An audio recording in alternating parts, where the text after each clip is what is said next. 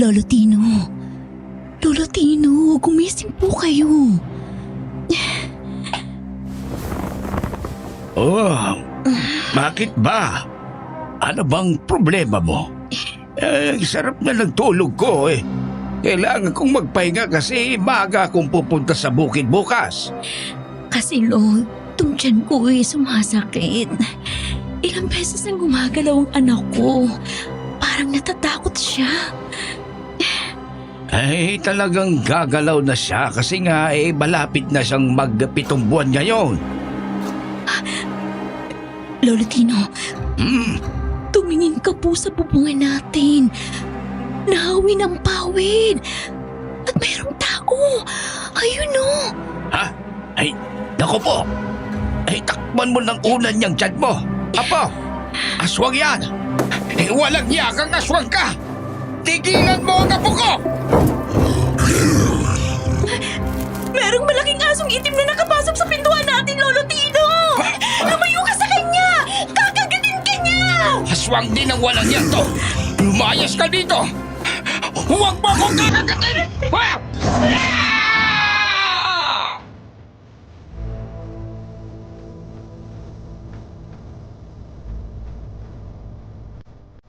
Magandang araw, Sir Jupiter, at sa lahat ng mga listeners ng channel na ito. Tawagin niyo na lang po ako sa pangalang Elsie. Kagaya ng mga kwento ng ating mga kababayan na napakinggan ko dito ay mayroon din po akong karanasang hindi makakalimutan tungkol sa mga aswang.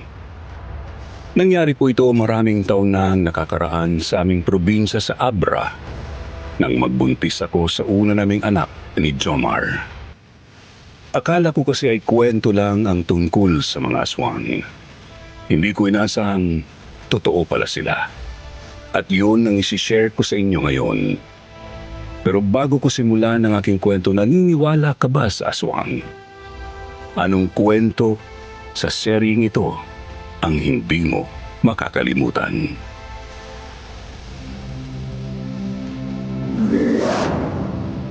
Mga kapitbahay! Tulungan niyo kami! Nilalaman ng aswang ang lolo ko! Saklala! Walang yakang aswang ka!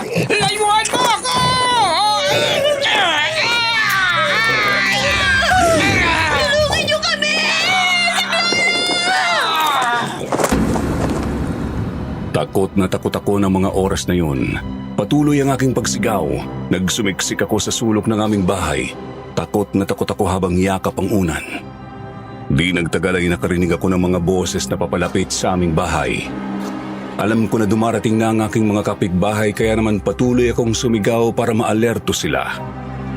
Dahil doon ay napilitang tumakas ang 2 aswang. Sa pintuang nasa likuran ng bahay sila dumaan. Anong nangyari dito, Elsie? Meron pong mga aswang na nakapasok dito sa bahay namin at sinalakay ang lolo Tino ko. Kapitan Larry, buhay pa kaya ang lolo Tino ko? Mang Tino? Narinig niyo ba ako, Mang Tino? Ay, patay na ang lolo mo, Elsie. Ang malalim na kagat sa kanyang leeg ang ikinamatay niya. Diyos ko naman. Bakit naman po nangyari sa amin ang bagay na to?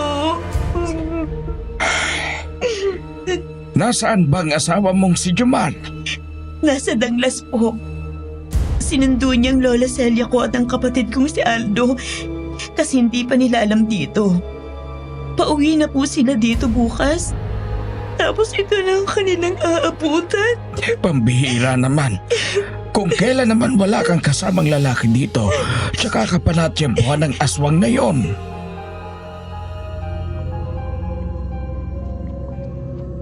Bago pa ako makasagot ay narinig ko na ang boses ng aking biyanan na paparating. Kaagad siyang pumasok sa loob ng aming bahay.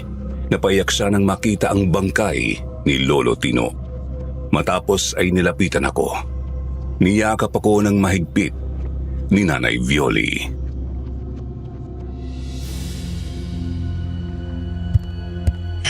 Elsie, anak, ayos ka lang ba? Hindi ka ba nasaktan? Hindi po ako nasaktan, inay, kasi ipinagtanggol ako ni Lolo Tino. Kaya siya naman ang pinagbalingan ng mga aswang na yun.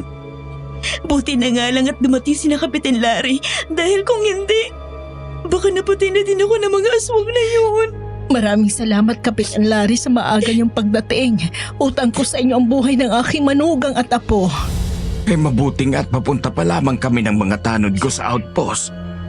Narinig namin na nagkakalabugan dito. Tapos sumisigaw si Elsie. Yun nga lang, di na namin naabutan ng walang niyang aswang na yon. Dalawa po sila, inay. Nakakatakot sila. Kailan kaya mahuhuli ang mga salot na yan?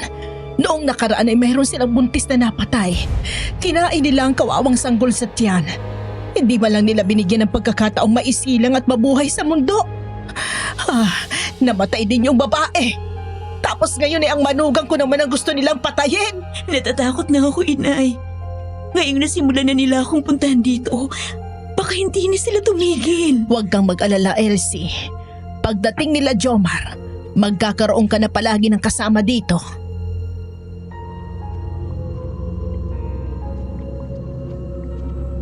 Noong gabi nga na iyon, hindi na ako iniwanan ni na Inay Violi. Sina Kapitan Larry naman na inayos na ang bangkay ni Lolo Tino. Hanggang sa sumikat ang araw. Gamit ang mga plywood ay iginawa ng mga kapitbahay namin ang kabaong si Lolo Tino. Binihisan at saka inilagay doon. Kaya nang dumating na sina Jomar kasama ang kuya kong si Aldo at ang lola Celia ko, gulat sila nang makitang nakahiga na sa kabaong si Lolo Tino.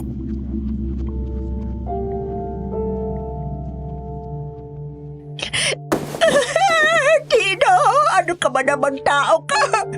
Kung isa lang itong biro, pwede bang tigilan mo na ito? Bumagong ka na dyan! Nandito na yung pasalubong ko, Tino! Yung ikmo at nganga mo! Lola Celia, hindi po ito biro. Sinabi ni Elsie na totoong wala na si Lolo Tino. Nakagat siya ng aswang kagabi. Talaga palang iniwanan na ako ni Tino! Oo, Lola Celia. Wala na ang Lolo Tino. Pero huwag kayong mag-alala. Hindi tayo aalis dito hanggat hindi natin siya naigaganti sa mga aswang na yon.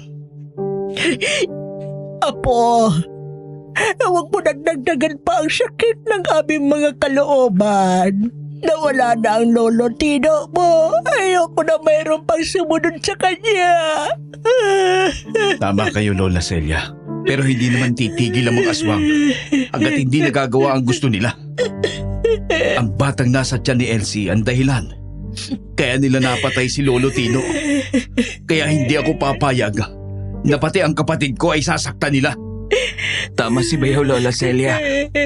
Ipagtatanggol ko rin ang aking asawa at anak.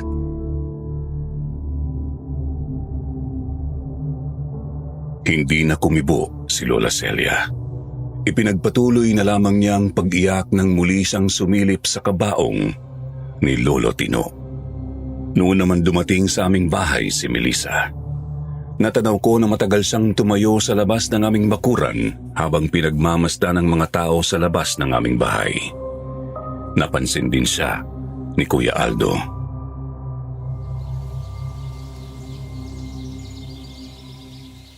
Elsie! May bisita ka oh. Ayun oh. Oo, kuya. Nakita ko nga. Si Melissa yan. Kaibigan ni Jomar. O bakit hindi mo papasukin? Baka nahihiya siyang pumasok. Sige, Kuya Aldo. Ako nang bahala sa kanya. Magandang araw, Elsie. Nabalitaan kong nakakalungkot na nangyari sa Lolo Tino mo kagabi. Nakikiramay ako. Salamat, Melissa. Halika. Tumuloy ka. Bakit naman kasi iniwanan ka ni Jomar? Nasaan ba siya kagabi? Sinundo niya kasi ang Lola Celia ko at Kuya Aldo ko kahapon. Kaya ang Lolo Tino lang ang kasama ko. Hi. Ako si Aldo, kapatid ni Elsie. Ako naman si Melissa. Nakakalungkot naman. Dahil sa muli niyong pagkikita, nakahiga na siya dyan. Oo nga eh. Malalim ang naging kamatayan ni Lolo Tino sa kamay ng mga aswang na yon. Mabutit hindi ka nila nalapa, Elsie. Kung nagkataon, kayo ng Lolo Tino mong paglalamayan. Grabe talagang mga aswang na yon. Wala silang awa. Dapat sa mga yan kapag nahuli, italis sa poste at pakainin ng sangkaterbang bawang ng unti-unting malapnos ang katawan bago mamatay. Tama ka nga, Melissa. Tatandaan kong sinabi mo yan. Kapag nahuli namin ang aswang na yan, yan ang gagawin ko. Nandito ka pala, Melissa. Alam mo, Jomar, kasalanan mo ito eh. Kung hindi mo iniwanan si Elsie kagabi, hindi mangyayari to. Dapat kasi hindi ka na umalis. Kasi kasama naman pala ng Lola Celia niyo si Aldo papunta dito. Kaya nga sinabi ko sa kanya eh. Kaso ipinipilit pa rin niyang gusto niya. Alam mo naman na delikadong panahon ngayon. Dito sa lugar natin, merong mga gumagalang salot. Sana hindi mo pinababayaan ang mag-ina mo nang nag-iisa sa gabi. Wala naman talagang magagawa si Lolo Tino kasi mahina na siya. Hindi naman kasi alam dito ni na Lola Celia at Kuya Aldo. Kaya sinalubong ko na sila sa bayan. Ay akalain ko bang sasamantalahin ang aswang na yun ang pag-alis ko? Ewan ko sa'yo. Minsan kasi sobrang tigas ng ulo mo. Palagi mong ipinipilit ang gusto mo. Tingnan mo yung babaeng yun. Nagpapaliwanag ba ako, tumalikod na. Galit na naman sa akin. Minsan kasi mag-iisip ka rin, Jomar. Hindi pwedeng sugod ka lang ng sugod. Dapat kasi tinitingnan mo din ang sitwasyon. Huwag na kayo magsisiyan. Wala namang may gusto sa mga nangyari. Tama si Bayaw, Melissa. Mahihirapan kami ni Lola Celia kung hindi niya kami sinalubong. Kasi hindi ko alam dito eh. Napakadaling punta ng lugar na ito, Aldo. Mauuna munang baryo namin, tapos ito na. Sa lugar na ito, magkakakilalang lahat. Kaya magtanong-tanong ka lang. Tsak na may magtuturo sa inyo sa bahay ni Jomar. Taga-kabilang baryo ka pala, Melissa. Oo, bakit mo naman naitanong? Baka pwedeng pumasyal naman sa inyo minsan. Oo naman. Isama mo si Jomar para hindi ka na mahirapang makarating sa amin. Alam niyang bahay ko. Sige. Pagkatapos ng libing ni Lolo Tino, papasyal kami sa inyo.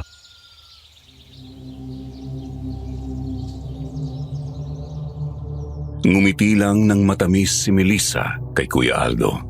Tapos ay nagpaalam na siya sa akin. Nagbiro pa nga na ingatan ko ang aking tiyan nang mapansin niya na malaki na nga iyon. Talaga daw na mabango na sa pang-amoy ng mga aswang ang batang nasa tiyan ko. Kaya palagi akong mag-iingat. Sinabihan pa nga ako na palagi akong maglalagay ng bawang sa aking bewang dahil pangontra yun sa aswang. Sinunod ko si Melissa. Palagi nga akong may bawang sa aking bewang. Minsan naman ay inilalagay ko sa bulsa. Nang gabing yun, muli akong nakaramdam ng pananakit ng tiyan.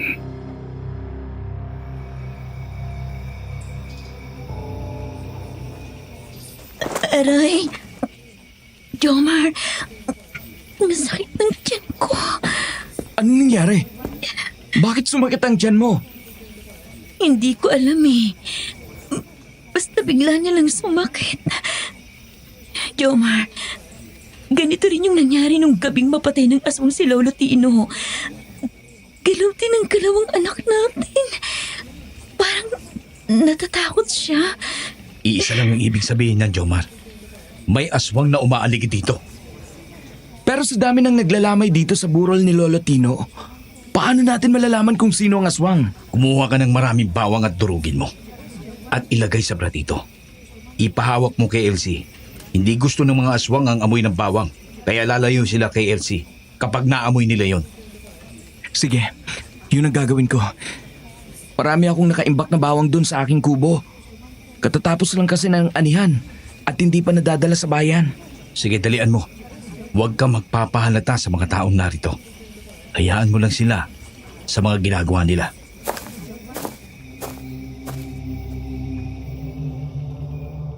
Lumabas nga ng bahay si Jomar at dumaan sa mga taong naroon na nakikipaglamay.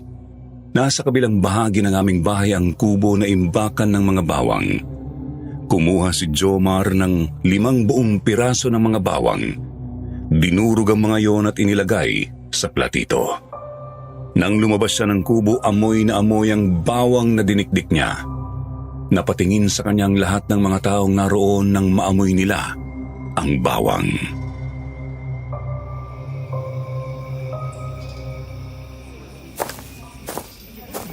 Anong problema, Jomar? Bakit nagdidikdik ka ng bawang? May gusto lang akong hanapin, Kapitan Larry. Sa palagay ko, ay narito sa burol ni Lolo Tino ang aswang. Sigurado ka na ba, Jomar? Oo, Kapitan Larry. Pero puro kapitbahay lang natin ang nandito. Pero ang matandang yun napapalapit sana dito. Hindi tumuloy dahil naaamoy niya ang bawang. Kilala niyo ba siya, Kapitan?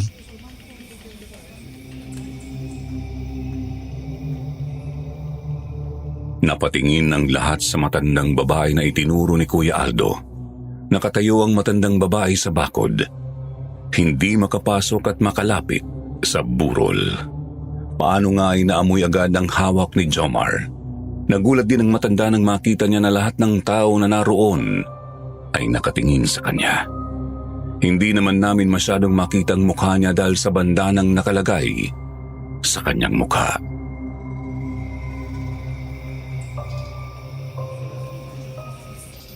Sige, baka taga rito lang din sa atin at gusto makipaglamay. Hindi lang makapasok dahil nakasara ang bakod. Oo nga, Kapitan Larry. Kayo nga po magbukas ng tarangkahan. Manang! Hoy! Manang, huwag kang umalis. Kakausapin lamang kita. Sabi ko na nga ba, Kapitan Aswang ang matandang yan. Mga kasama! Habulin natin! Habulin natin! Sige! Habulin natin! Nay! Hawakan niyo nga itong platito ng bawang. Ay, mag-iingat kayo, Jomar! Hayon siya! Ang bilis na namang tumakbo! Matanda na ba talaga yan? Habulin natin!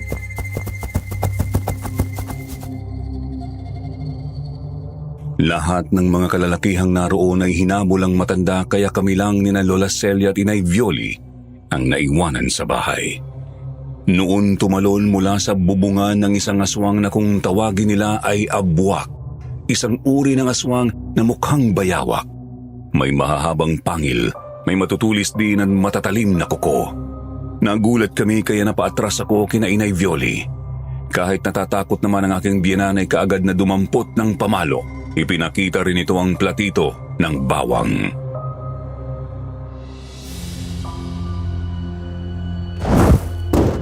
Walang hiya talaga kayo! Ayaw niyong tigilan ang anak ko! Subukan mong lumapit! Ipapalabon ko sa iyong bawang na to nang malapdos siyang uso mo!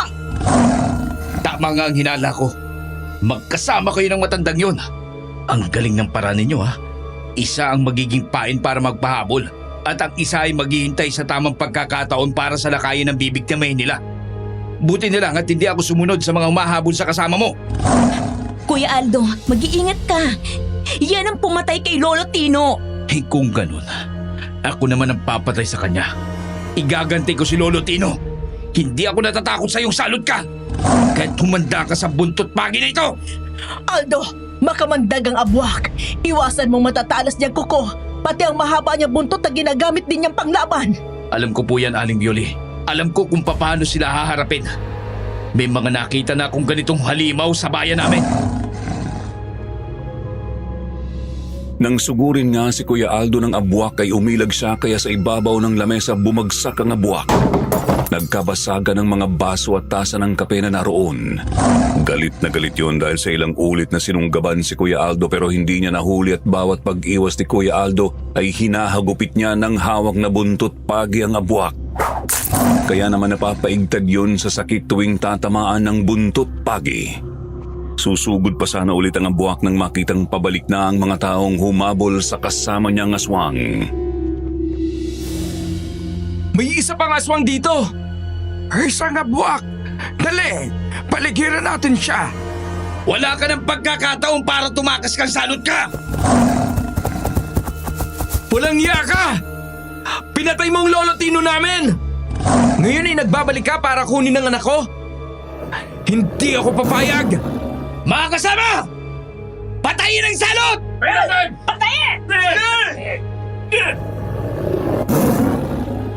Mabilis na kumilos ang lahat ng mga kalalakihang naroon, pero malakas at mabangis ang abwak. Walang makalapit sa kanya. Ang mga sibat naman ay parang hindi tumatalab sa makunat na balat ng abwak. Napansin ni Kuya Aldo na tuwing mayroong magtatangka na sibatin ang abwak ay iniikot nito ang katawan para ang sibat ay sa likod tumama. Nagagalusan lang ang abwak pero hindi nagkakaroon ng malalim na sugat. Sadya niyo patamaan ng sibat! Mahina ang abwak sa parteng yan. Napansin niyo ba mga kasama? Ay tama si Aldo mga kasama. Kung ganun ay kumilos na tayo. Bago pa makatakas ang walang iyang yan, tingnan ko kung makakaya mo pa ang sakit. Kapag tinamaan ka ng ita ko! Jomar, mag-iingat ka! Sige bayaw, sabay tayong lumusob sa abwak. Tapusin na natin ang salot na yan. Ipagtulungan natin siya. Hindi na dapat yan makawala. Kasi hindi matatahimik ang mga taga rito kapag may gumagalang aswang. Patuloy na nakipaggirian ang abwak sa mga taong naroon hanggang sa malingat ito at nagawa ni Jomar na tagain yun sa tiyan. Totoo nga ang sinabi ni Kuya Aldo dahil nasugatan ng malaki doon ang abwak kaya naman napaatras ito. Sinamantala yun ng mga taong naroon, puro tiyan ng abwak ang pinunteriya nila kaya ilang sibat pa ang bumaon sa tiyan at dibdib nun. Ngayon na, Jomar! Pugutin mo ang ulo ng walang yan nang matiyak ang kanyang kamatayan. Yun talagang gagawin ko, Kuya Aldo. Para maiganti natin ang Lolo Tino. Patay na ba siya, Jomar? Opo, Inay. Patay na siya. Matatahimik na si Lolo Tino dahil naiganti na natin siya. Hindi pa, Jomar. Dahil buhay pa ang kasama niya. Tiyak na kapag nalaman niya ang nangyaring ito, tiyak na mag-uulol yun sa galit at gaganti. Kaya kailangan natin mag-ingat na mabuti. Tama si Aldo. Kaya mula ngayon, huwag mo nang iiwanan pang nag-iisang asawa mo, ha? Delikado ang mga buntis sa panahong ito. Opo, Inay.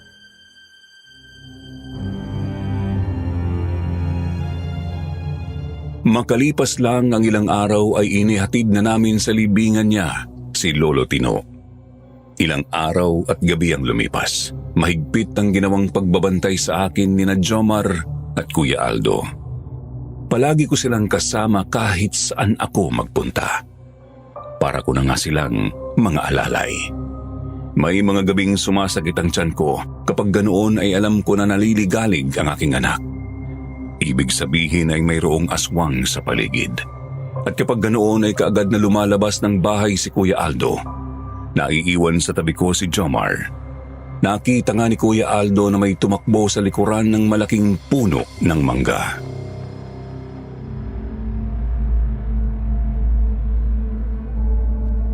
Alam kong nasa paligid ka lang, pero hindi mo kami maiisahan. Lumabas ka! At harapin ako para matikman mo ang buntot pagi ko!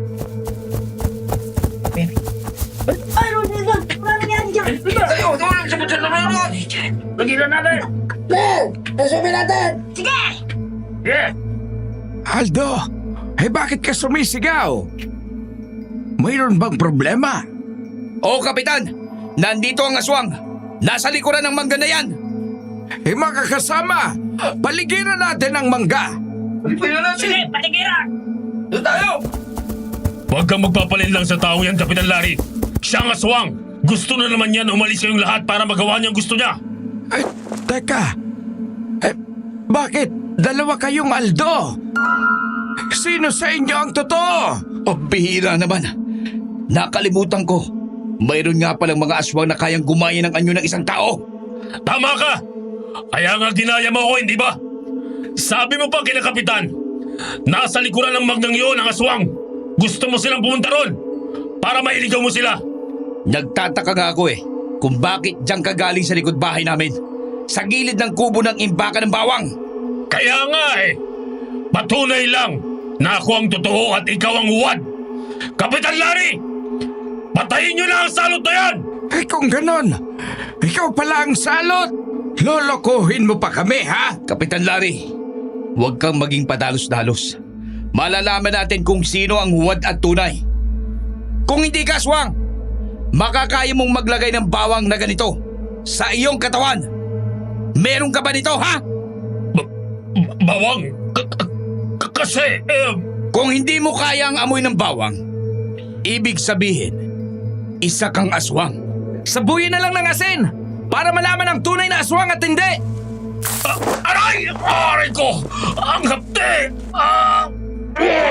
Walang hiya ka!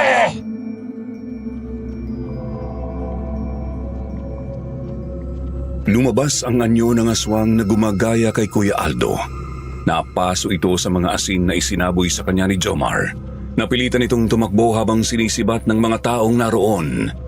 Mabilis na nagsuot sa masukal na lugar ng aswang at hindi na nahabol ng mga tao.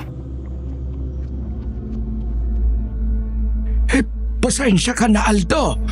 Muntik na kaming magkamali. Ayos ng kapitan. Mabuti nga at nakinig ka sa akin. Kung hindi, baka tayo magkakasakitan. At tsak na makakasalisin na naman ang sanot na yun. Kahit ako man ay nalito na rin, Kuya Aldo. Mabuti na lang at may bawang ka palagi sa iyong bulsa. Talagang hindi titigil ang mga aswang na yan. Hanggat hindi nila nagagawa ang gusto nila. Mga tuso ang mga yan. Maraming alam na pandaraya. Kaya sana ay maging matalino din tayo. Tama si Aldo. Lahat tayo ay ugaliin natin na magdala palagi ng bawang sa bulsa. Marami namang bawang dito sa ating lugar. Nakaani na ang karamihan. Yun ang palatandaan na tayong lahat ay normal na tao. Yun nga ang masakit, Kapitan Larry. Napakaraming bawang dito sa atin, pero nagkalat pa rin ang aswang. Takot lang sila sa amoy pero nagagawa pa rin nilang iwasan at makapambiktima. Mag-iingat na lamang tayo. Ang bahay ko nga ay ang daming bawang na nakasabit para di lapitan ng aswang. Ganyan din ang gawin mo, Jomar. Huwag kang manghinayang kung hindi mo maibenta at maging pera ang inani mo. Ang mahalaga ay makaligtas ang anak mo na siya ngayong binabalik-balikan ng mga aswang. Meron ng mga bawang na nakasabit sa paligid ng bahay, Kapitan. Pero palagay ko, Kapitan Larry, hindi pa yun sapat.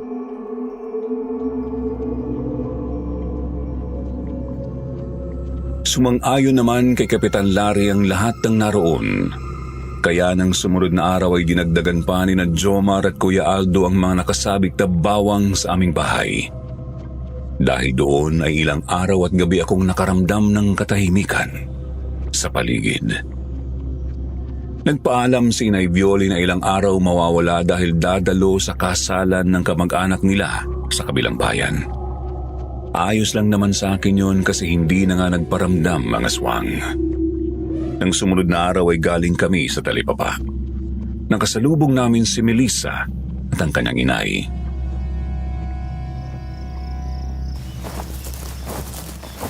Elsie, mukhang nag-iisa ka. Mamimili ka rin ba? Oo, Melissa. Gusto kasi nila kuya na magluto raw ako ng manok, kaya pumunta kami sa Talipapa. May kasama ka ba? Nasaan? Nandito kami sa likuran mo. Pambihira ka naman, Jomar. Nakakagulat ka. Kanina pa ba kayo dyan? Oo naman. Kasama nga kami ni Elsie, di ba? Nakita nga namin nang lumapit ka sa kanya kasama ang inay mo. Kumusta naman ang buhay may asawa, Jomar? Ayos lang po, Aling Loretta. Masaya naman kami, lalo na nga at malapit na magkaanak si Elsie. Parang ang bilis nga ng panahon na, no? Eh dati-rati palagi ka sa bahay namin. Halos ginagabi ka pa nga minsan. Akala ko nga ay kayo na ni Melisang magiging mag-asawa. Abay, napunta ka lang ng danglas eh. May asawa ka na pagbalik mo. Oo nga po, Aling Loretta. Nagkataon na talagang nagkagustuhan kami ni Elsie kaya kahit sa West nagpakasal na kami. Kami naman po ni Melissa ay talagang magkaibigan lang mula noon. Oo nga eh. Kung alam ko lang na hanggang sa pagkakaibigan lang ang turingan nyo, di sana hindi na ako umasang magkakaapo kagad. Ito pa namang si Melissa masyadong pihikan sa mga lalaki. Ay, ano po bang tipong lalaki ni Melissa? Sino ka naman ba? Kuya ko po siya. Pumunta po dito sa amin para sana tumulong sa pagtatanim ng bawang. Kaso lang, nabiktima naman po ng aswang lolo Tino namin. Ganyan talaga minsan ang buhay. Hindi mo inaasahang mangyayari palang ganon. Nakakalungkot. Oo nga po Pero nahuli na rin po at napatay ang aswang na pumatay sa kanya. Pero yung isa nakatakas. Kaya alam namin hindi talaga yun mananahimik. Abay, palagi kang mag-iingat ha. Yan pa namang tiyan mo malaki na. Paborito pa naman ng mga aswang ang mga sanggol na nasa tiyan pa lamang. Salamat po sa pag-aalala. Siya nga pala, kapag manganganak ka na, huwag kang mahihiyang lumapit sa akin, ha? Alam naman ni Jomar na isa akong hilot. Nagpapaanak din ako. Huwag kang mag-alala. Mababalag naman akong maningil. Sige po. Salamat po, Aling Loretta. Aling Loretta? Ano po bang tipong lalaki ni Melissa? Yung pong tanong ko kanina di niyo po sila sagot? Abay, damuho ka. Bakit ako pang tatanungin mo Haya naman si Melissa at kaharap mo. Naku. Nasensya na po kayo. Akala ko kasi kayo din ang pumipili ng lalaki para sa anak ninyo. Kung ako lang ang pipili ng lalaki para sa anak ko, gusto ko ay yung hindi kagaya mo. Ha?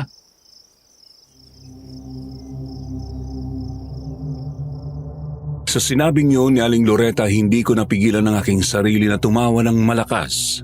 Kaya naman nayanig ang aking tiyan at muli ay gumalaw ang bata sa aking tiyan. Nakaramdam ako ng sakit dahil tuloy-tuloy ang paggalaw ng aking tiyan.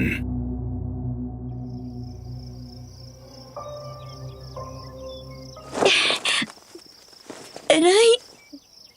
Ang tiyan ko. Anong nangyari, Elsie? Gumalaw lang po ang bata sa tiyan ko. Minsan malakas ang pagsipa niya kaya nasasaktan ako. Nako, talaga ba?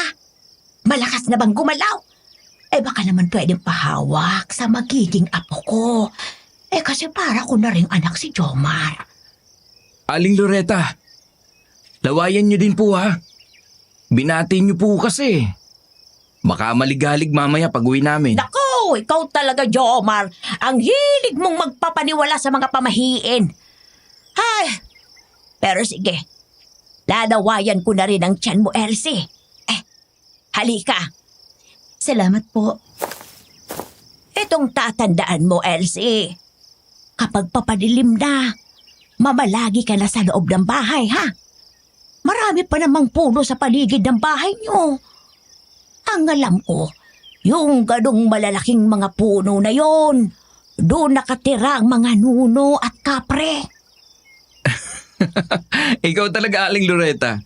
Sabi mo kanina, wag akong magpapaniwala sa mga pamahiin. Tapos ngayon, ikaw naman ang nagsasabi ng nuno at kapre. Aba, loko-loko ka pala May aswa nga sa panahong ito. Natural, meron ding tsak ng mga yon. Hindi ba, Aldo? Ayusin mong sagot mo kung gusto mong makapanligaw sa anak ko. Oo nga bayaw. Totoo. Totoo yung sinasabi ni Aling Loretta. Hindi nga imposible na mayroong mga nuno at kapre sa panahong ito. Ayun! Magaling na bata. O siya, sige. Aalis na kami. Aalis na kami, Elsie, Jomar. Aldo, ikaw na sanang bahalang magpasensya sa inay ko, ha? Ganun lang talaga siya. Ayos lang, Melissa. Ganun talaga ang inay. Anong inay? Nanay mo. Inay mo.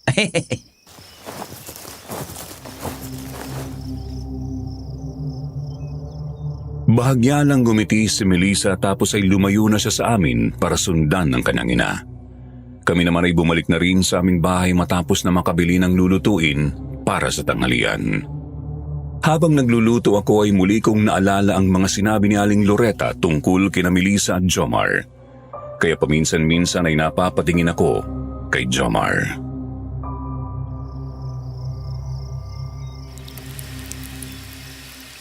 Bakit ganyan ang tingin mo sa akin, mahal ko? Talaga bang naging magkaibigan lang kayo ni Melissa? Oo naman. Yun ang narinig mo, di ba? Gusto ka pala ni Aling Loretta para sa kanyang anak. Umasa siya na magiging asawa ka ng anak niya. Kasi sobrang pagiging malapit niyo ni Melissa. Naging malapit nga kaming magkaibigan pero hanggang doon na lang yun. Ikaw ang mahal ko. Ikaw ang pinakasalan ko. Kaya wala kang dapat na ipag-alala. Tama si Bayaw, Elsie. Hindi ka dapat nag-iisip ng kung ano-ano. Wala naman akong iniisip na iba. Nagtataka lang kasi ako. Ang ganda ni Melissa. Pero bakit hindi mo nagustuhan? Sabi na nga hindi eh. Ay nako. Luto na ba yung ulam? Kumain na lang tayo at ako'y nagugutom na. Matapos ko na ngang maluto ang ulam ay inihain ko na sa lamesa. Nalaman ko kay Kuya Aldo na nasa labas ng bahay si Lola Celia. Kaya ako na ang tumawag sa kanya. Nakita ko na nasa ilalim siya ng malaking puno ng mangga at nakaupo sa upuang tumba-tumba. Pero bago ako makalapit kay Lola Celia ay napatingin ako sa isa pang malaking puno ng akasya kung saan mayroon akong nakita na ibong itim. Iniisip ko na baka aswang na naman yun kaya dumampot ako ng bato at binato ko yun. Nasapul ko yun pero hindi napuruhan.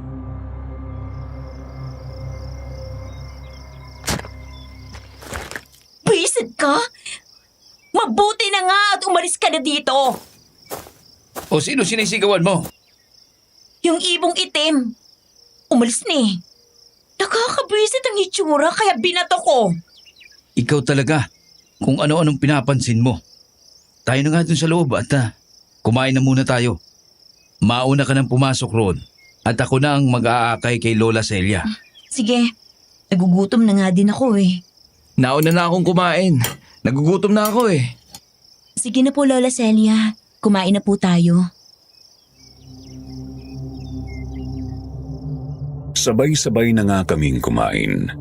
Matapos nyo ay niligpit ko na ang natirang pagkain at hinugasan ang mga pinggan. Matapos ay lumabas ako ng bahay at dinalan ko ng kape si Lola Celia. Noon ko muling nakita ang maliit na ibong itim. Dumapo sa ibabaw ng puno at bigla ay tumaiyon. Bumagsak ang tayo niyon sa aking braso. Dahil lusaw yun ay kumalat agad sa aking braso. Kaagad ko naman yung binuhusan at sinabunan kasi nandidiri ako. Pero kahit nahugasan na siya ay parang naaamoy ko pa rin ang mabahong amoy niyon.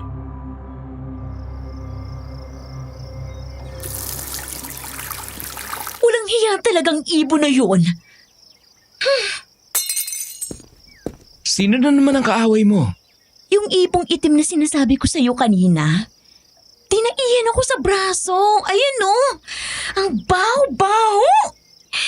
Kahit nagsabon na ako, nandito pa rin ang amoy. Ikaw naman kasi pati ibong maliit pinapatulan mo. Tagagalit ka. Hindi ka naman inaano. Kaya yan ang ginawa niya sa'yo. Iniisip ko kasi baka alaga na naman yun ng aswang. Kaya ganun. Tapos ang kati-kati sa balat ng tae niya. Gasa mo lang ng mabuti. Ano ba itsura ng ibon? Maitim na maliit daw, Kuya Aldo. Binato niya kanina. Ayan ang nangyari. Tinaihan naman siya. Baka akala ng ibon ay arinola ka. Kaya tinaihan ka. Natawa na rin ako sa mga sinabi ni Kuya Aldo. Napatawa na rin si Jomar. Pero buong maghapon nakamot ako ng kamot sa aking braso hanggang sa kumalat na ang kate sa aking balikat at likod. Pati ang aking tiyan ay nagpuro pantal na hanggang sa nagkaroon na rin ako ng pantal sa mukha. Sabi ni Inay Violi ay pahiran ko ng suka para maalis ang kate. Ginawa ko naman pero hindi pa rin naalis ang mga pantal sa buong katawan. Kahit alkohol ay hindi tumalab.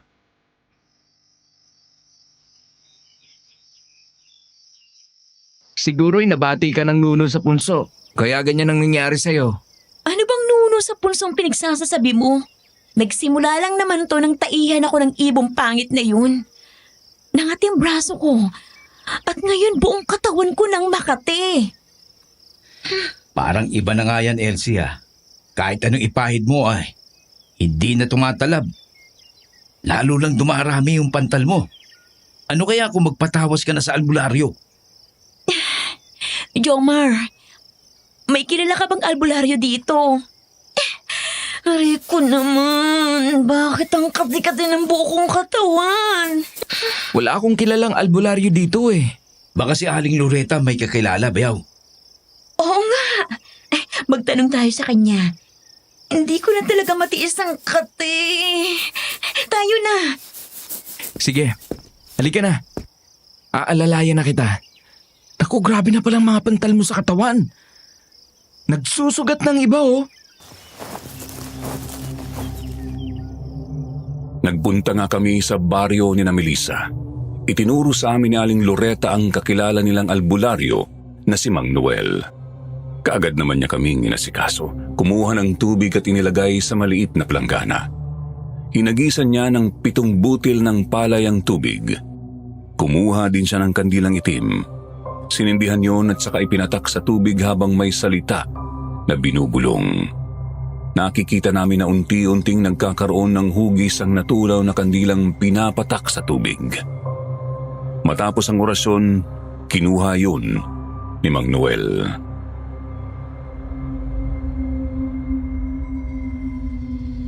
Nako, nagalit sa'yo ang nunong nakatira sa malaking puno ng mangga sa inyong bakuran.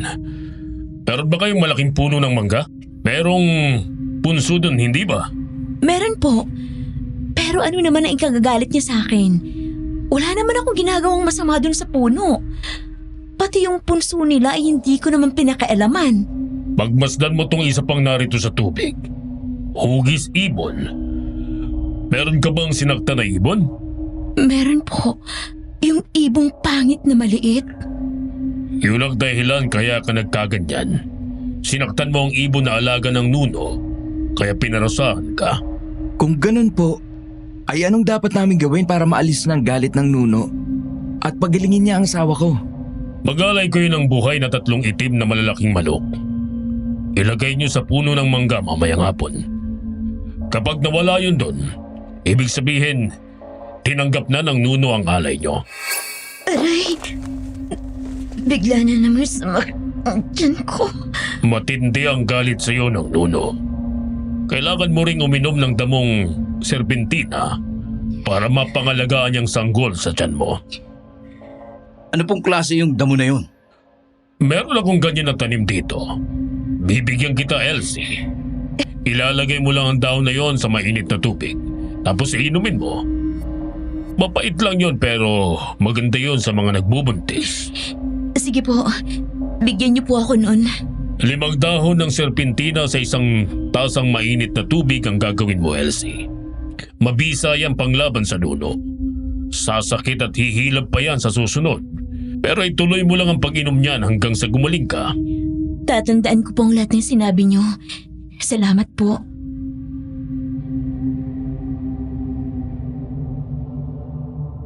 Nang matapos akong tawasin ni Mang Noel ay lumabas na kami ng kanyang bahay. Ipinadala na sa amin ni Mang Noel ang halamang serpentina na nasa paso para hindi na daw ako mahirapang maghanap kung kailangan ko. Inumin ko raw yon habang hindi nawawala ang sakit ng aking tiyan dahil sa kagawan ng nuno na nagalit sa akin. Kaya pagdating ko sa aming bahay ay nagpainit na agad ng tubig si Jomar.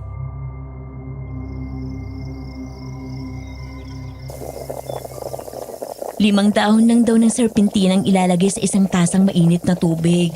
Yun ang sabi ni Mang Noel. Oo, eto na nga gagawin ko eh. Hahanap muna ako ng itim na mga manok para pang-alay natin mamayang hapon. Baka merong mabibili dun sa talipapa. Wala namang binibentang buhay na manok sa talipapa, Kuya Aldo. Sa bayan maaari pa. Sige, pupunta na ako ng maaga dun sa bayan para maaga din ako makabalik. Mag-iingat ka, Kuya Aldo, ha? Huwag kang magpapagabi. Alam mo naman ang panahon ngayon. Sige, babalik ka agad ako. Aray! Ayan na naman, sumakit na naman. Ay, matagal pa ba yan? Ang sakit ng tiyan ko.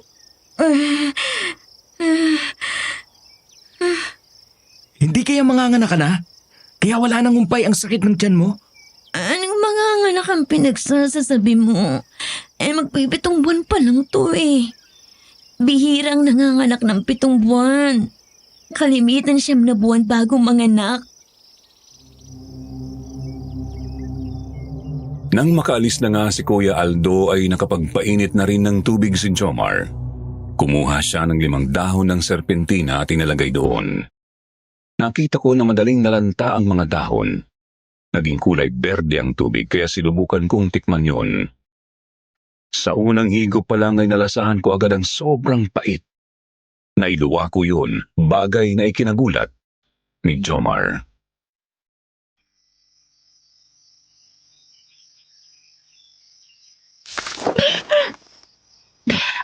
Bakit mo iniluwa? Ano bang lasa? Sobrang pait pala nito eh. Konti pa nga lang yung nahigop ko, mapait na. Hindi ba yun naman ang sinabi sa'yo ni Mang Noel? Talagang mapait nga yan. Kasi gamot nga, di ba? Tiisin mo na lang kung gusto mong gumaling. Sige na, inumin mo na.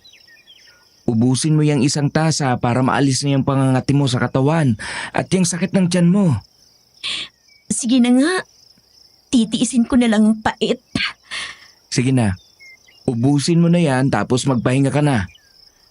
Ako na lang ang mag-aasikaso kay Lola. Tapos ay magdadala ako ng ulam kay Inay Violi sa bahay nila. Pero babalik ka kaagad ha. Alam mo naman na wala akong kasama dito. Oo naman, babalik naman ako agad. Malapit lang naman ang bahay ni Inay Violi. Sige. Ubusin ko na nga to. Parang lalong sumasakit ang tiyan ko eh. Grabe naman palang magalit ng nuno na yun. Sana makakuha ng itim na manok si Kuya Aldo. Kahit mainit pa ang serpentina na nasa tasa ay pilit ko yung inubos kahit mapait. Nainitan man ang aking sikmura at pinagpawisan ako. Kahit paano ay nabawasan ang kaunti ang pananakit ng aking tiyan. Kaya nagpunta na ako sa aming kwarto at nahiga. Di nagtagal, nakatulog ako. Lumipas ang mahabang oras ay napabalikwas ako nang makarinig ako ng kaluskos sa labas ng aming bahay. Kaya marahan akong sumilip. Nakita ko na nakabalik na pala, Kuya Aldo.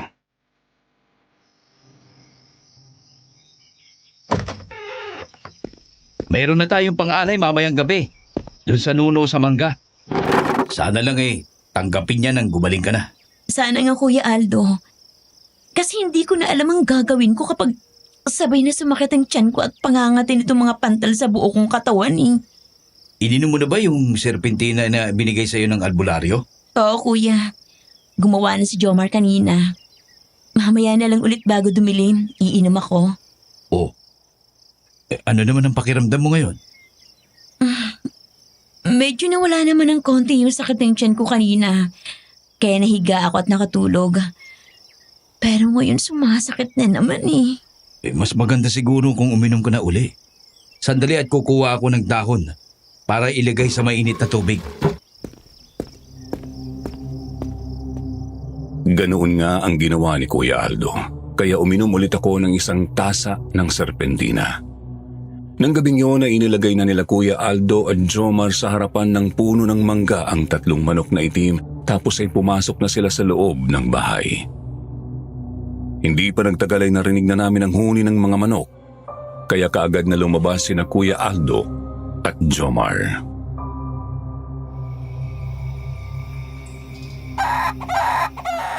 Kinuha na ng Nuno ang ating alay sa kanya. Check na bukas lang. Ay magaling na si Elsie. Mabuti naman kung ganun. Sana nga mawala ng mga pantal sa buo kong katawan. Pati pananakit ng tiyan ko, sana mawala na din. Huwag ka mag-alala. Bukas lang ay tsak na maayos ka na. Kaya inumin mo lang ang katas ng serpentina para gumaling ka na.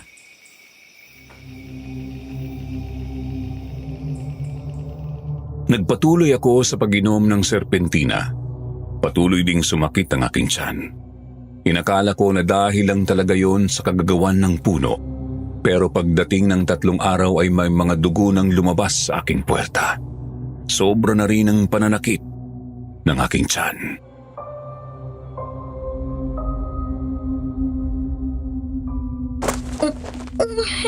Jomar, nanganganak na yata ako.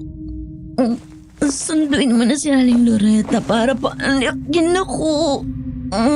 Hindi ba sabi mo wala pang 7 buwan ang tiyan mo? O baka nagkamali ka lang ng bilang ng buwan? Mamaya ka na makipagkwentuhan ng buwan. Sobrang sakit na ng tiyan ko. Baka manganganak na ako. Kung gusto mo, daling ka na lang namin sa ospital doon sa bayan, Elsie. Para matignan ka ng mabuti ng mga doktor. Napakalayo ng bayan, Kuya Aldo. Pakiramdam ko, hindi na ako aabot doon. Talagang sakit na ng tiyan ko. Nanganganak na yata ako. Dalian mo na, Jomar. Kumilos ka na.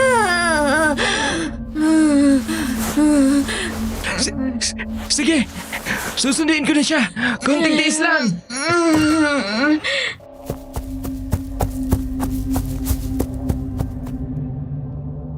Nagmadali nga si Jomar na umalis. Umarkila na siya ng tricycle at makalipas lang ang mahigpit na 1 oras ay nagbalik na siya kasama na si Aling Loretta. Kaagad na pumasok sa loob ng aming bahay si Aling Loretta at inutusan si Kuya Aldo na magpainit ng tubig at ilagay sa isang planggana.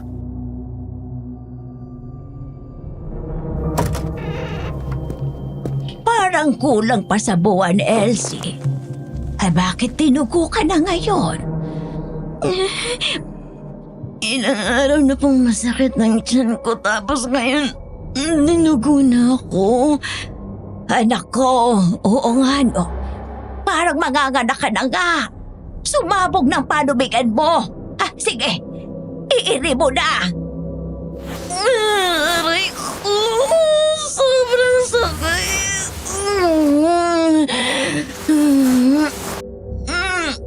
Tiisin mo lang, Elsie. Nandito lang ako. Hindi kita iiwanan. Sige, iri pa. Opo. Eto na. Ang sakit. Anak ko, lumabas ka na. Huwag mo na ako pahirapan. Sige, iri pa. Nakalabas na ang ulo ng bata.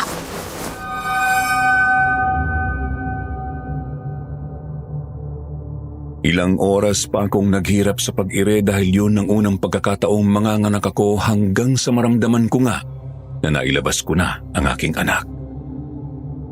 Nakahinga ako ng maluwag. Hingal na hingal ako sa sobrang pagod. Mayroon akong hinihintay na marinig ang pag-iyak ng aming anak. Pero hindi ko yun narinig kaya napatingin ako kay Aling Loretta. Nakita ko siyang ilang ulit na pinalo sa puwet ng anak ko.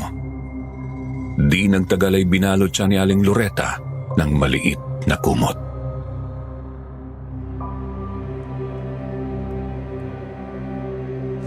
Bakit hindi siya umiiyak, Aling Loretta?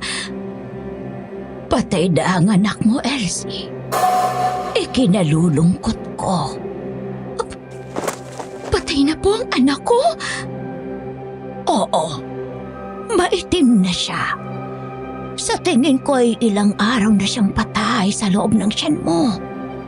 Mabuti nga't nailabas mo pa siya dahil kung hindi, baka nalason ang katawan mo. At kung magkaganoon, mamatay ka rin. Jomar, ang anak natin, patay na siya. Kaya pala ilang araw ko na rin nararamdaman na hindi na siya gumagalaw. Puro na lang sakit ng tiyan ang nararamdaman ko. Oo nga, Elsie.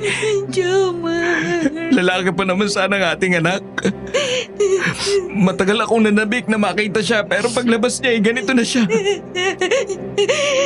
Kawawa kong anak. Hindi niya man lang nasilayan ang mundo. Buong akala ko'y napatawad na ako ng nuno na yun. Hindi naman pala. Kinuha niya ang alay niyo pero hindi niya naman ako pinagaling. Kinuha pa niya ang buhay ng aking anak. Tumahan ka na, Elsie. Baka kung mapano ka. Anak ko. Wala na tayong magagawa sa nangyaring ito. Lakasan mong loob mo. Nakalabas na rin ang inuna ng bata. Maitim na rin at malapit ng mabulok. Kaya kailangan kumilos ka na, Jomar. Ilibing mo na ang anak mo. Sige po, Aling Loretta. Magkano po ibabayad ko sa inyo? Huwag mo na akong bayaran. Ibigay mo na lang sa akin itong inuna ng bata. Iuuwi ko at gagawing pataba sa mga halaman. Sige po. Salamat.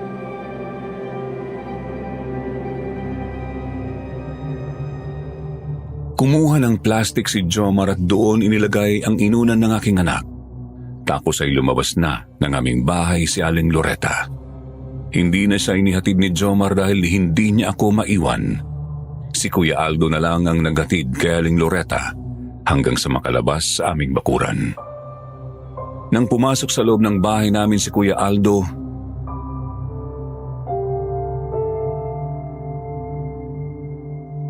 Kawawa naman yung pamangkin ko. Napakagwapong bata pa naman niya. Kaya lang hindi pinagkaloob na mabuhay. Hindi pala aswang ang kukuha sa buhay ng anak ko. Kung hindi ang nuno sa puno ng mangga. Sa maliit kong pagkakamali, napakalaki ng kinuha niyang kapalit. Napakasama niya. Wala siyang puso.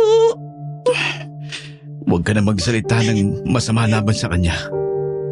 Baka kung ano pang gawin niya sa'yo. Ayusin na natin ang bangkay ng anak niyo. At dali na natin sa sementeryo para mailibing. Baka pwede na wag na lang natin siyang ilibing sa sementeryo. Dito na lang sa bakuran natin. Parang hindi ko kayang mapahiwalay sa anak ko. Malaki naman ang lugar na to. Sige, kung yun ang gusto mo, doon na lang natin siya ilibing sa dulo ng bakuran natin para kahit anong oras mo siya gustong makita, ay madali mong mapupuntahan.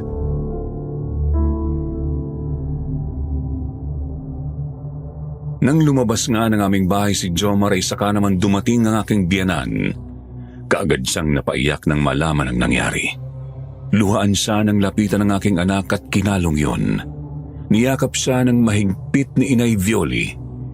Narinig ng lahat ng mga kapitbahay namin ang pagkakagulo namin sa bahay kaya nagpuntahan na din sa harapan ng aming bahay.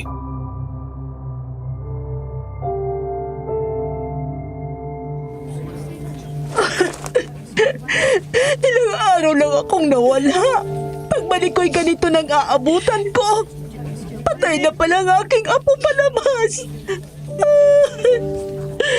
Napakasakit naman ng ganito. Akala ko ba hindi ka na binalikan ng aswang? Hindi na nga po sila nagparamdam na. Pero ang nangyari kasi, binato ko ang isang ibon. Sabi ng albularyo, nagalit daw sa akin ang nuno sa puno ng mangga. Kasi sinaktan kong alaga nun. Diyos ko naman na bata ka. Bakit naman kasi ginawa mo yon? Tingnan mo tuloy nangyari. Kaya nga po eh. Nag-alay naman po kami ng itim na manok. Nawala naman doon sa punso. Pero hindi pa rin nawala ang galit ng nuno. Kaya Pinasakit ng tuloy-tuloy ang tiyan niya. At ito na ang nangyari. Sa tanda ko na dito sa ating lugar, alam kong mayroon na talagang mga nuno at kapre. Pero kung anong nagawa mo sa kanila, yun lang din ang igaganti nila sa'yo. Kung nabuhusan mo sila ng tubig na mainit, kung saang parte sila nasaktan, doon ka din masasaktan. Yun nga din ang pagkakaalam ko sa ganyan, Kapitan. Pero sa kaso ni Elsie, posible ba na yung ibon na yun ay isa palang nuno na nag-anyong ibon? Buntis siya at nalaglag din ang kanyang anak ng batuhin ni Elsie. Hindi ko alam. Yan ang mga bagay na mahirap talagang ipaliwanag. Mga nilalang ng kadiliman lamang ang nakakaalam ng bagay na yan. Marami silang mga pamamaraan na sila lang ang nakakaalam. Malalaman lang natin kapag nangyari na. Sa palagay niyo ba, Kapitan?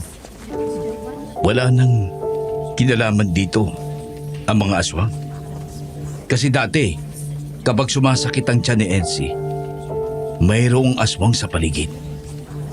Kagaya ng sinabi ko, ay maraming lihim na pamamaraan ng mga kampo ng kadiliman para magawa nila ang gusto nila.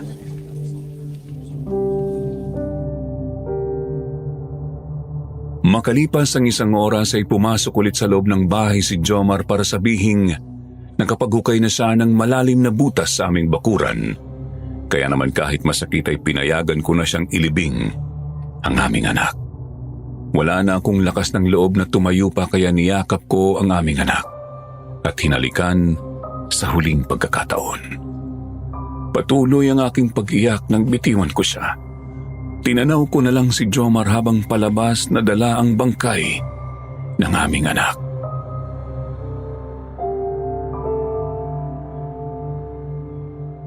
Lakasan mo ang loob mo. Kailangan mong tanggapin ang lahat ng nangyaring ito sa inyo.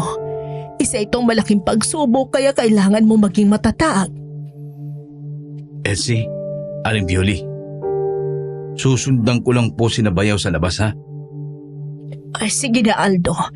Ako nang bahala kay Elsie. Sundan mo na sila para makita mo pa ang iyong pamangkin sa uling pagkakataon. Malapit nang dumilim kaya ilibing yun ang apo ko.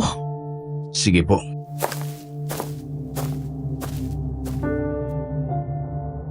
Sinundan nga ni Kuya Aldo sina Jomar.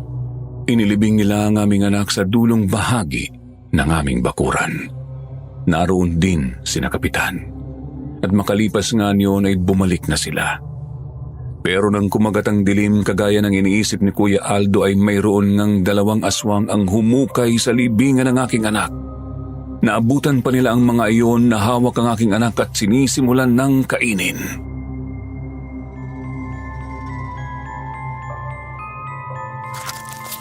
Sabi ko na nga ba babalikan nyo at huhukayin sa gabi ang aking pamangkin. Mga salot talaga kayo! Wala talaga kayong mga konsensya! Mga halimaw kayo! Dapat kayong mamatay!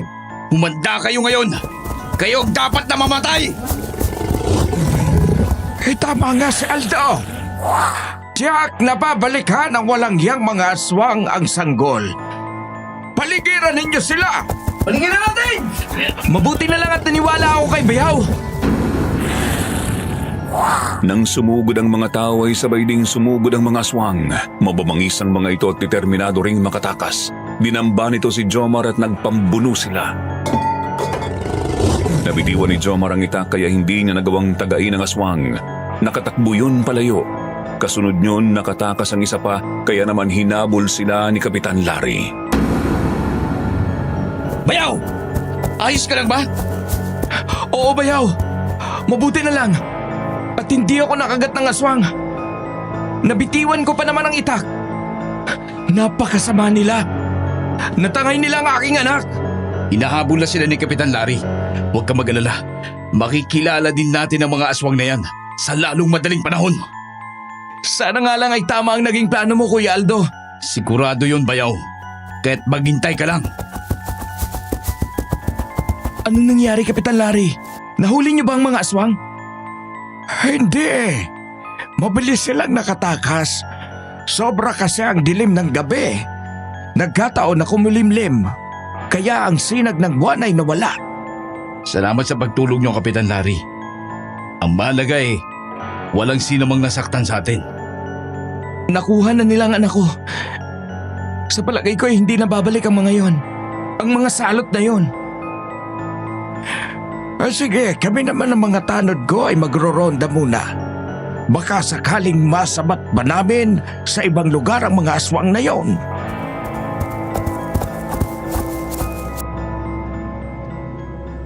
Nang makaalis na sina Kapitan Larry ay nagbalik na sa loob ng bahay sina Kuya Aldo at Jomar.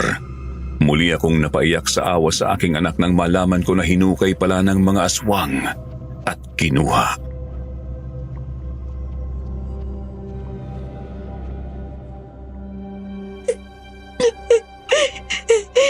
Kasalanan ko ang lahat ng to. Dahil hindi ako naging maingat. Huwag mo nang sisihin ang sarili mo. Walang may kagustuhan sa nangyari. Kailangan mo magpalakas. Hindi pa tayo nakakasiguro na titigil na ang mga salot na yun. Alam nila na mahina ka pa. Baka ikaw naman ang balikan. Tama si Jomar. Kailangan mong huminahon. Walang naninisi sa'yo. Masakit sa ating lahat ang nangyari. Ang kailangan mong gawin ngayon ay tanggapin ano man ang nangyari. Napansin ko na mayroong halamang serpentina sa labas ng bahay. Saan galing yun? Sa albularyo, Inay. Kasi nung nagkaroon ng maraming pantal si Elsie, ay nagpunta kami doon. At sinabi na nagalit daw ang nunod sa punso. Sumasakit ang tiyan ni Elsie. Kaya siyang nagbigay niyan. Gamot nga yan sa sakit ng tiyan. Pero hindi pwedeng uminom ng serpentina na yan ang mga buntis. Ginagamit siyang gamot ng ilang mga hilot kapag merong nagpunta sa kanila na gustong ilaglag ang bata. Kung ganun, hindi ba alam ni Mang Noel ang bagay na yun? Ganun ba yun, Inay? Oo, sobrang pait niyan. Sino mang buntis na makainom niya ng marami at tiyak na makukunan, malalaglag ang bata. Pero yung anak nyo, 7 buwan na yon. Kung napilitang lumabas, abay dapat buhay siya. Pero patay na siya nang lumabas, Inay. Ilang beses na tinapik ni Aling Loretta sa puwet, pero hindi umiiyak. Ang albularyong yun ang dahilan. Kaya lalong naging masama ang pakiramdam ni Elsie. Dapat niyang panagutan ang nangyaring ito. Kumilos na tayo ngayon. Puntahan na natin si Mang Noel. At tanungin kung bakit ganun ang ginawa niya. Sige, Bayaw. Tayo na. Huwag nga kayong maging padalos-dalos. Nakita niyong malalim pa ang gabi. Kung aalis kayo, sino makakasama namin dito? Makakaya ba namin ng Lola Celia niyo na protektahan si Elsie sakaling bumalik nga ang mga aswang? Oo nga naman, Jomar. Ipagpabukas niyo na lang ang pagpunta sa kabilang baryo para tanungin si Mang Noel. Ako na lang ang aalis, Bayaw. Hihingi ako ng tulong kina Kapitan Larry. May iwan ka dito para bantayan sina Elsie. Sige, Kuya. Mabuti pa nga.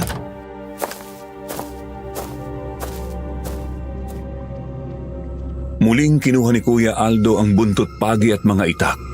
Lumabas siya ng bahay. Gusto niyang samantalahin ang dilim ng gabi. Mag-uumaga na nang bumalik sila Kuya Aldo kasama sina Kapitan Larry. Kasama rin nila si Mang Noel na nakatali ang mga kamay. Napilitan akong bumangon at sumilip sa bintana. Nakita ko na mayroon din silang kasama na isang bata na umiiyak pa sa takot.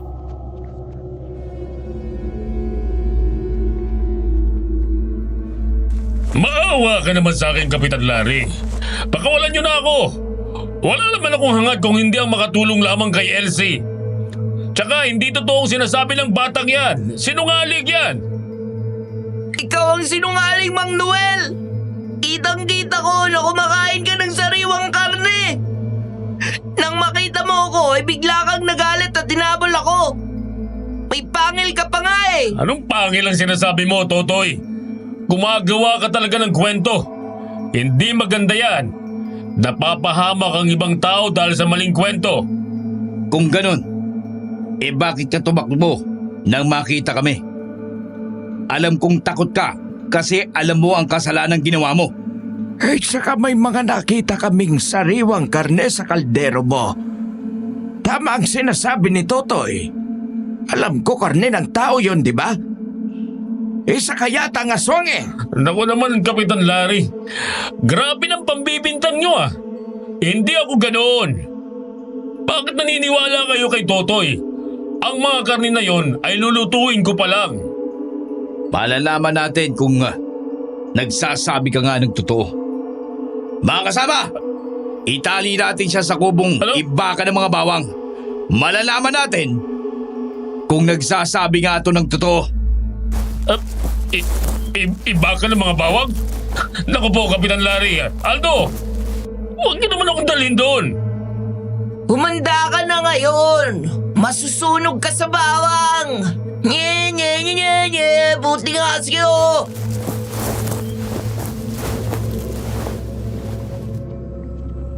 Nang maitali na sa loob ng kubo namin na imbaka ng bawang si Mang Noel ay panay ang sigaw niya. Hindi kasi niya matiis ang amoy ng bawang. Napapaso rin siya sa mga yon kaya lalo pang naghinala si Kuya Aldo. Kumuha siya ng isang buong bawang, dinurog yon at inilagay sa bibig ni Mang Noel. Kaagad yung nalapnos at kasunod ay nagsuka na ito. Inilabas ang mga kinain na karne na halatang sariwa.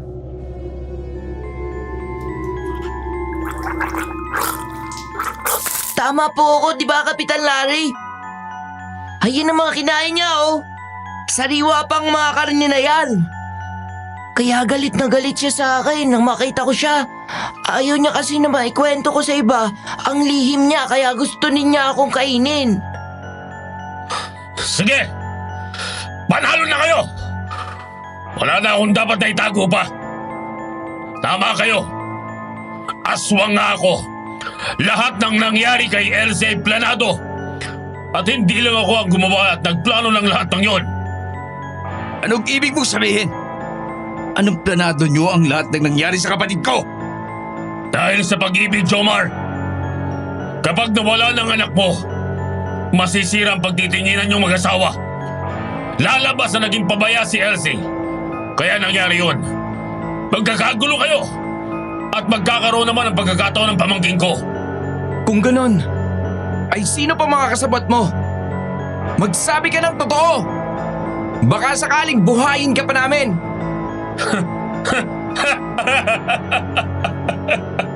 Huwag mo kong ululiin, Jomar. Bubuhayin niyo pa ba ako? Ngayong alam niyo na isa rin pala akong aswang. Alam ko naman na papatayin niyo rin ako. Kaya dadalhin ko na sa libingan ko ang sekretong yon. Napakasama mo! Gawa-gawa mo lang pala yun! Kung ganun, hindi pala totoo na nagalit sa akin ang nuno sa punso? Talagang ang anak ko lang ang gusto niyang mawala! Wala kayong konsensya! Tama ka! Alaga ko ang ibong yon. Makati talaga ang tae niya. Inutusan ko siyang iputan ka para malinlang ka namin. Para maibigay ko sa iyo ang serpentina at mainom mo. Para mawala na ang bata na matagal nang gustong kainin ng ate ko. Sinong ate mo? Sinong pamangkin mo? Si Aling Loretta ba? Tama ba ako? Siya ang nagpakilala sa amin sa iyo, di ba? Ibig sabihin, siya ang kasabot mo. Alam mo naman pala eh. Bakit nagtatanong ka ba?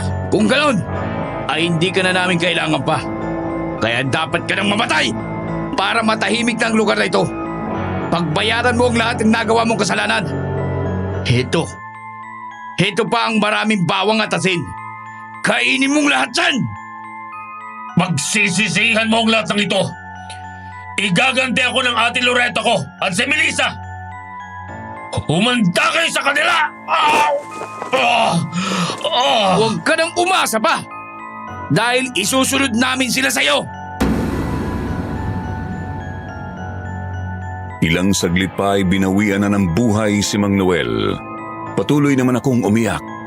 Nang lumapit sa akin si Jomar ay niyakap ako ng mahigpit.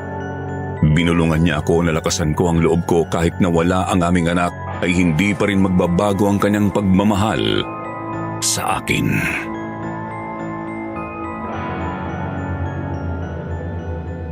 Hindi na tayo dapat mag-aksaya ng oras. Kailangan ay putahan na natin ang maginang aswang bago pa sila makatakas. Sa palagay ko'y maaabutan natin sila sa kanilang bahay mismo. Kapitan Larry, dahil sa pagkakataong ito, alam ko na mahina na sila. Tama si Bayaw. Pero kailangan din nating makasiguro. Sasama ako, Jomar. Gusto kong makita ang traitor mong kaibigan. Kaya ko naman maglakad. Sige, may tricycle naman dyan. At saka araw naman ngayon. Sumakay kami sa mga tricycle na naroon at pinuntahan namin sa kabilang baryo sina Melissa at Aling Loretta. Nang makarating kami sa kanilang bahay ay nakita naming saradong-sarado ang pintuan at bintana. Kaagad na pinaligiran ng mga tao ang buong bahay nila para siguruhin na hindi makakatakas. Nang sumilip si Kuya Aldo sa siwang ng bintana ay nakita na parehong nakahiga sa papag sina Aling Loretta at Melissa. Kaya pinuwersa niyang sipain ang pintuan hanggang sa mabuksan yun.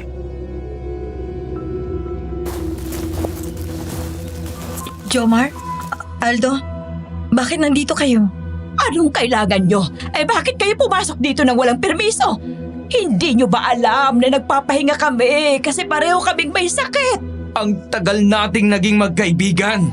Hindi ko alam ang lihim ng iyong pagkatao. Ang tagal kong naniwala na kapamilya ang turing ninyo sa akin. Mga salot pala kayo! Pati ang anak ko na walang muwang, pinatay ninyo! Anong pinagsasasabi mo, Jomar? Huwag na kayo magsisinungaling, Aling Loretta. Bago pa mamatay si Mang Noel, ay umamin na siya na kayo ang magkakasabwat. Mga aswang kayo! Sige! Tama kayo! Aswang nga kami. Wala na rin naman kaming lakas para lumaban at tumakas dahil pareho na kaming may sakit. Ano pa ba ang gusto ninyong malaman? Bakit, Melissa? Bakit ang anak ko pa? Kasi mahal kita. Matagal akong umasa na magiging tayo. Matagal ko na rin plano na sabihin sa iyong lihim na pagkatao ko para kung magkatuluyan tayo. Gusto kong maging katulad din kita. Pero umalis ka at nagpunta ng Danglas. Ilang buwan kang nawala. At pagbalik mo, may kasama ng ibang babae. Mula pa noon, alam mong itinuturing kita kaibigan. Isang kapatid. Dahil solong anak lang din ako. At yun ang hindi ko matanggap. Hindi ako magiging masaya kung makikita kang masaya sa piling ng iba. Kaya pinlano naming sirain ang pagsasama nyo. Inisip kong patayin si Elsie at ang sanggol. Napakasama mo, Melissa. Wala kang puso. Makasarili kayong mag-ina. Una niyong napatay ang ama kong abak. Kung ganun ama mo pala yun, dapat lang yun sa kanya. Dahil pinatay niya si Lolo Tino. Ngayong malinaw na sa akin ang lahat. Mula sa simula ay plano ninyo ang lahat. Idinamay niyo pa ang matanda na walang kalaban-laban. Ikaw ang may kasalanan ng lahat, Elsie. Dahil kung hindi ka dumating sa buhay ni Jomar, baka masaya pa rin sila Melissa hanggang sa ngayon. Pero peste kang babae ka, Elsie. Kaya habang lumalabas ang anak mo sa iyong sinapupunan, piniga ko na ang mga ilong niya. Kaya hindi na siya umiyak. Pinatay ko na. At nang gabi rin yun, nakuha namin siya at kinain. At yun ang pinakamalaking pagkakamaling nagawa niyo, Aling Loretta. Kaya ngayon nakaratay na kayo at alam ko ng ilang oras nilang mamamatay na rin kayong mag-ina. Bakit?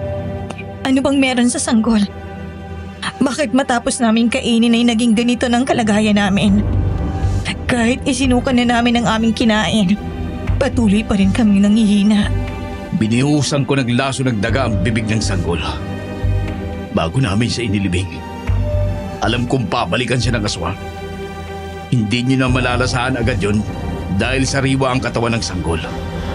At isa pa, hayok sa laman ng tao ang mga aswang na kagaya ninyo. Kaya pala ganito nangyari sa amin. Parang sinisira na ng laso ng aming katawan. Kahit gaano katibay ang katawan ng isang aswang, wala pa rin ligtas kapag nalaso na. Kabayaran lang yan sa kasalanang nagawa niyo, Melissa. Di nagtagal ay naunang nalagutan ng hininga si Aling Violi. Kasunod na si Melissa, makalipas lang ang kalahating oras. Dahil wala silang kamag-anak doon ay kami na rin ang nag-asikaso sa kanilang mga bangkay, kahit na nga gumawa sila ng masama sa amin. Dahil itinuring pa rin silang pamilya ni Jomar sa kabila ng lahat. Binigyan sila ng maayos na libing saksi ang mga kababaryo nila. At doon namin narinig ang kwento ng mga kababaryo nila.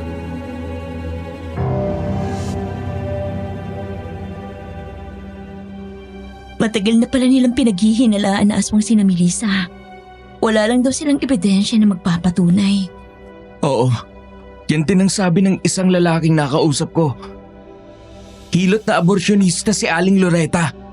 Yung mga babaeng gustong magpalaglag ng anak, sa kanya nagpupunta.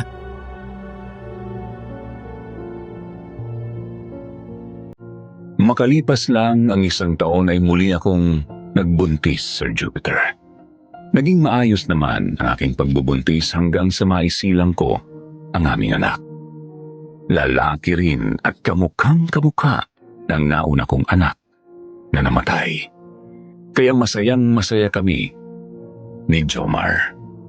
At yan po ang aking natatanging karanasan na hindi ko makakalimutan habang ako ay nabubuhay. Kaya sa mga listeners dyan na kagaya ko, baka mayroon kayong kakaibang kwento tungkol sa mga aswang. Share nyo na din dito at mag-subscribe na din kayo sa channel na ito para lagi kayong updated sa mga bagong kwento. Piyak na masisiyahan kayo kasi magagandang karanasan ng mga letter sender dito. Promise.